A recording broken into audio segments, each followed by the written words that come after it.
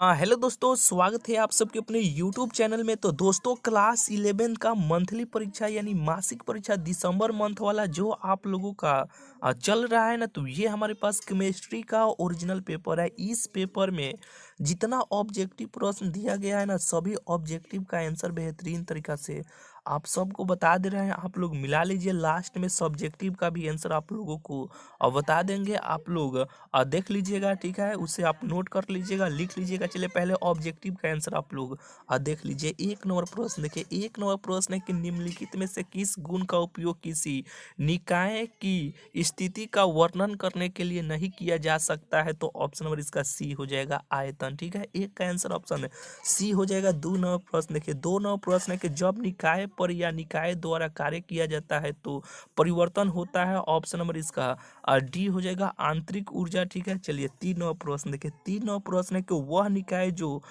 ऊष्मा को निकाय और परिवेश के बीच की सीमा से होकर गुजरने की अनुमति नहीं देता है।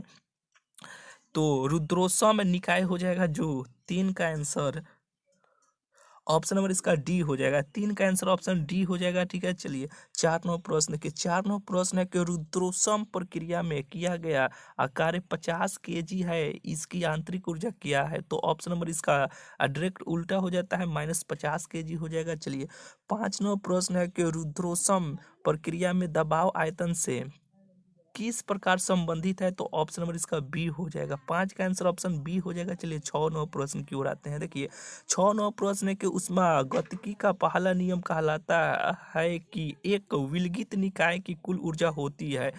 तो 100 kg ऑप्शन नंबर इसका ए हो जाएगा। ठीक है, चलिए सात नौ प्रश्न है कि खुला निकाय किसके स्थानांतरण की अनुमति देता है। तो ये केवल ऊर्जा हो जाएगा। ठीक है, ऑप्शन नंबर इसका बी हो जाएगा, सात का आंसर। आठ नौ प्रश्न है कि अगर रुद्रोष्म दीवार पर किया जाता है तो निम्न में कौन सा कथन सत्य है। तो आठ नंबर प्रश्न का आंसर ऑप्शन सी हो जाएगा, डेल्टा यू प्लस ओमेगा बराबर 0 हो जाएगा। ऑप्शन सी हो जाएगा। चलिए नौ नंबर प्रश्न की ओर आते हैं। देखिए नौ नंबर प्रश्न है कि किसी वस्तु का तापमान धीरे धीरे बढ़ता है तो उस वस्तु की ऊर्जा जैसे जैसे बढ़ेगा वैसे से बढ़ते रह जाएगा। ऑप्शन ए हो जाएगा, धीरे धीरे बढ़ती है। ठीक है, चलिए दस नंबर प्रश्न है कि निम्नलिखित में से कौन एक अवस्था फलन नहीं है। तो ऑप्शन नंबर इसका ए हो जाएगा, डेल्टा एस नहीं है। ठीक है, चलिए ग्यारह नंबर प्रश्न है कि निम्नलिखित में कौन सा अवस्था फलन निकाय का विस्तीर्ण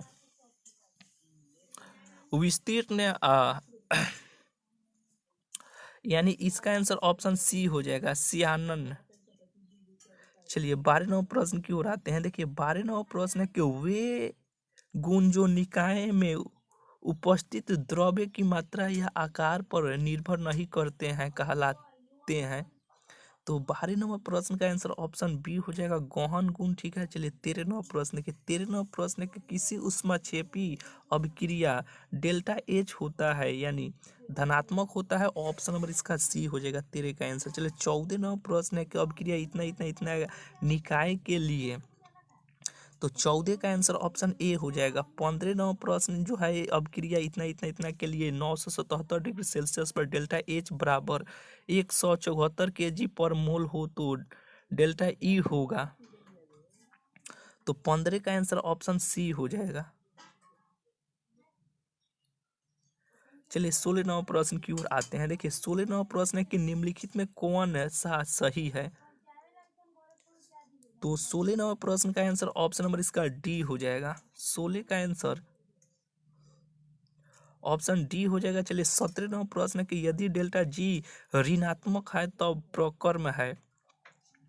तो सत्रह नंबर प्रश्न का आंसर ऑप्शन नंबर इसका डी हो जाएगा, इनमें से कोई नहीं। ठीक है, चलिए यानी देखिए अगर आप पूरा पेपर को और ये पूरा पेपर और ये पूरा ऑब्जेक्टिव सब्जेक्टिव का आंसर अगर आपको चाहिए ना, तो देखिए हम जहाँ पे बता रहे हैं वहाँ से आइए। आप लोग पूरा ऑब्जेक्टिव सब्जेक्टिव पूरा पेपर आप टाइम से ही सबसे पहले वहाँ पे हम डाल देते हैं। ठीक है, आगे आप लोग देख लीजिए। गूगल में आइए, गूगल यानी क्रोम में अभी आप पे जैसे वीडियो खत्म होगा जैसे बता रहे हो वैसे आगे कीजिएगा। गूगल में आप आइएगा, क्रोम में आइएगा, इसी चैनल का नाम आप लिख दीजिएगा, रैंकर स्टडी सेंटर। आप लिख कर सर्च कर दीजिएगा। जैसे ही लिख कर आप सर्च कीजिएगा, देखिए रैंकर स्टडी सेंटर का ये ऑफिशियल वेबसाइट आपको खुल के आएगा, इसी पे आपको क्लिक कर देना है।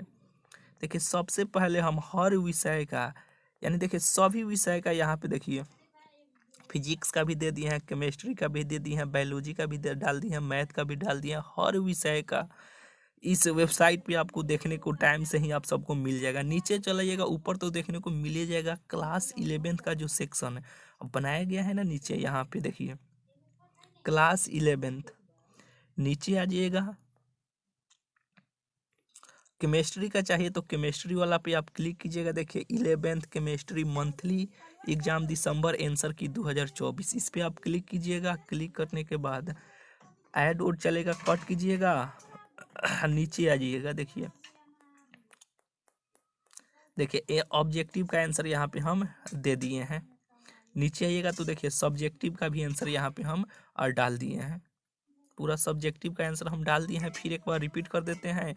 गूगल में आइएगा यानी क्रोम में आइएगा, लिखिएगा इसी चैनल का नाम रैंकर स्टडी सेंटर लिख के सर्च कीजिएगा, ये वेबसाइट आएगा। वहां से जाकर इस वेबसाइट से ऑब्जेक्टिव सब्जेक्टिव हर चीज़ आप डाउनलोड कर लीजिएगा। चलिए मिलते हैं फिर आप लोग से अगले वीडियो में।